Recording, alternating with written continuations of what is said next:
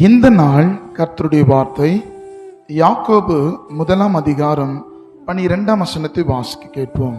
சோதனையை சகிக்கிற மனுஷன் பாக்கியவான். சோதனையை சகிக்கிற மனுஷன் பாக்கியவான். எனக்கு அருமையான தேவ பிள்ளைகளே, ஒருவேளை இந்த வார்த்தை சோதனையின் மத்தியில நீங்க கேட்கறீங்க சொன்னா நீங்கள் தான் பாக்கியவான்கள். ஏனென்று சொன்னா சில சோதனை கர்த்தர் அனுமதிக்கிறார். அந்த சோதனைக்கு பின்பதாக பெருத்த ஆசீர்வாதங்களை கர்த்தர் வைத்திருக்கிறார்.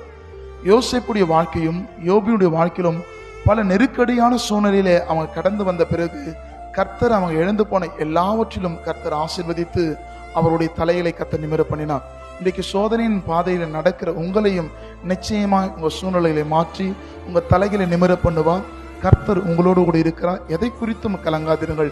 நிச்சயமாய் கர்த்தர் உங்களை விடுவிப்பார். ஆமென்.